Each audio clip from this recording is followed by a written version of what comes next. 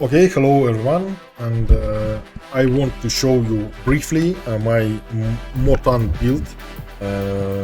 I thought that it's pretty easy to achieve. That what was the point of my short showcases of MoTaNk and from my streams, but most of people tell me that I need to chew up and make clear and just make some guides that is not clear by everyone, like to our community. Okay, so first of all, I'm playing my original heroes only challenge, and I'm like at 400 floors, and will be like I will stop it like at 500 or 600 floors, because I already understand that it's all achievable, it's okay, but sometimes it takes too long to just to win first stage of any floor. But when you win first stage, it's all over, and on higher floors as well. So I don't have Eva, I don't have weapon manufacture, I don't have protons, I don't have tenacity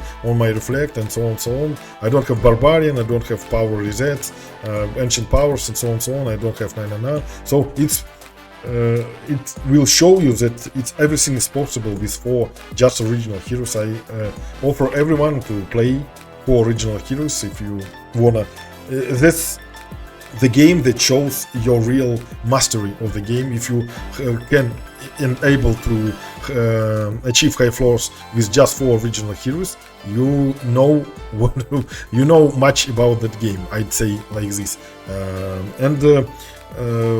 We for sure will need 2 monks.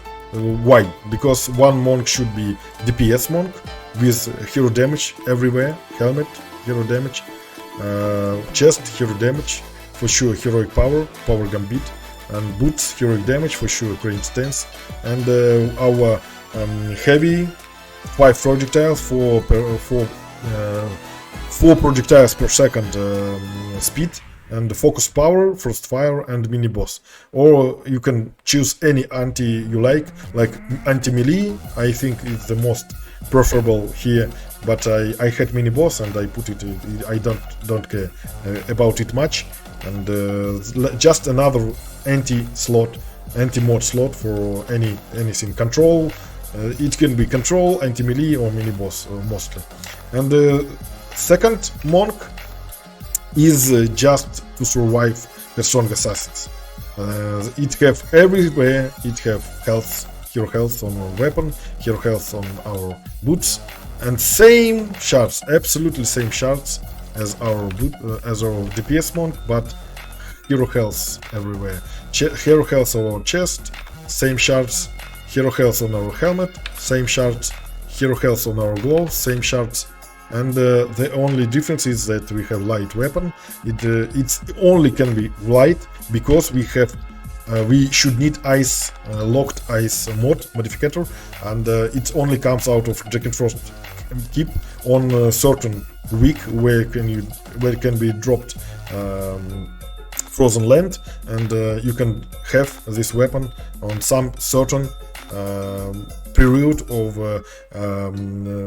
week that is shown in our wiki or in official Discord. I think that sometimes it's periodically changed every week. You can have different types of weapons and different mods drops out of Jack and Frost keep.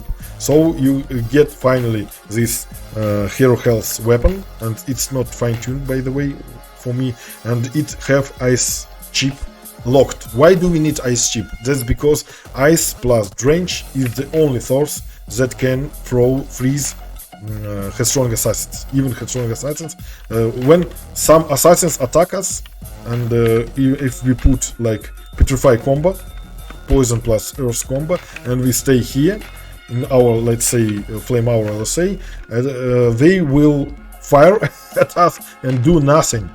This headstrong assassin will finally kill us because it will strike in us with increasing rate and increasing damage. These first attacks, headstrong assassins, are not one-shotting anyone, even on high floors, and that's the main reason that you should to break out of shackles of your assassins, break him out of yourself, and this can be made by combo, but headstrong assassins are immune to petrify combo to any stance. But if your friend, let's say, is here and the headstrong assassin is on him, you can touch him and apply ice plus drench, and it will drop off headstrong assassin, freeze him, and drop off this headstrong assassin out of him.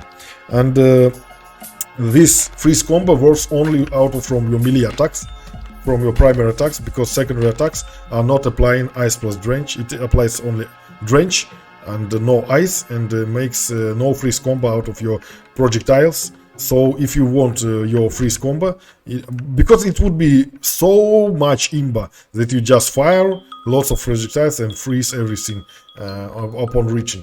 That's a good deal. I give a plus to I like to game designers. So only if you go melee attacks, you can put your ice plus drench on bosses, on something like this. And but when headstrong assassin attacks you, you still cannot attack him because you are shackled and you can't do anything. For this, we need another combo. We need ice plus drench, we need health on everything, and we need tenacity 10 out of 10 on every 4 parts of our armor slot, because just one perfect part tenacity, house 8, will give only minus 25%, so you need 4 times to get 100 tenacity, and 100 tenacity won't mean that headstrong assassin will stop firing you. It will still attack you, but you gain you gain immunity to negative status effects on you, and the negative status effect comes out of headstrong assassin is that you are shackled and cannot repair, cannot do any interactions. And if you have 4 times tenacity, you can still attack, you can still heal, you can still fire, you can still repair something. I was repairing one blockade, and headstrong assassin didn't mention that headstrong assassin was biting me on lower floors like 200. And this means that 4 times tenacity will free your hands, and you can still attack him. And that's where comes this combination. You get 4 times tenacity, you get ice plus drench, and when you headstrong assassin is going to attack you, you just put you can watch it on my streams when I'm playing original heroes only. When headstrong assassin is showing this purple aura that he will still soon attack me, I'm jumping inside my heavy node and start to just striking an air with my melee attacks, doing for some reason. And once a day, headstrong assassin comes out, I freeze him and jump and come a little, because sometimes it can be like 8 assassins attacking me simultaneously. And if I stay for a long time, some of them can unfreeze and one-shot me. So I am just like leave a path of frozen headstrong assassins. Some of them are killed by my big node, some of them kill me, but I still reduce the amount of headstrong assassins or some assassins that attacks me, which is each wave, and I survive them, and then I can spread my frost fire or do something that helps some other lanes. That's the main majority. And the second point that we need 2 monks. We could have like a squire or barbarian with tenacity and same style like ice weapon plus drench, but they are all melee, and you cannot like fire like air lanes. Sometimes air should need more attention, and this MoTaNk still gives pretty fine amount of damage. It spreads thunder and blow on them, it spreads frostfire remnants, and it can give a good portion of damage out of his projectiles. The main priority on MoTaNk is because he have good DPS. He can have good DPS in melee, and he is still viable DPS and AoE DPS as projectile, as ranged. So you just can fire from a long distance and sitting inside heavy LSA boost aura, and let's see what our DPS can be like with this MoTaNk 15 million DPS, 20 million DPS, 25 million DPS. So even 25 million is still pretty fine amount of DPS, and especially when you can freeze and it will be unfrozen by your shatter tower, let's say, with earth damage, or some earth damage maybe comes out of your attacks deal from your petal, liticotal poison tips, attacks deal bonus earth damage, so you freeze and deal some bonus earth damage, and it's all in once make a lot of huge ton of adding DPS out of you, and you can help your lanes heavily with just staying alive. But for sure, when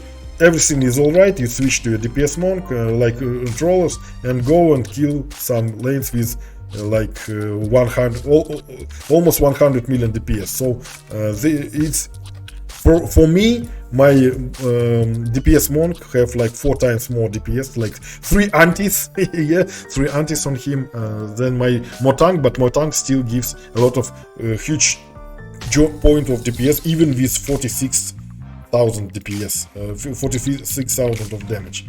And the second main point is that you will need two monks anyways, that I will show in my beginner's guides, that one monk should have separate flame aura, second should have overcap flame aura for frost lanes, one monk should have full power boost aura, second monk should have cover support boost aura with made just for slow effect of boosted grasp, 3 times defense range, boosted grasp, and it doesn't matter everything else. So you can have separate sky guards, like one with pierce earth, second with self-made storm water, different range storm water, so self-proc.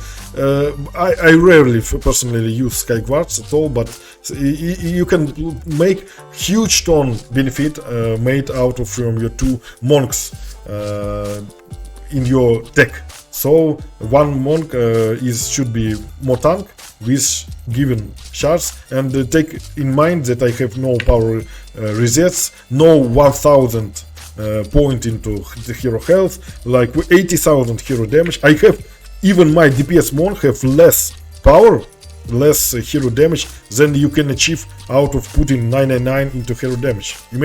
Imagine how hard can beat DPS monk, and how hard and survivability could be full upgraded with ancient powers MoTaNk.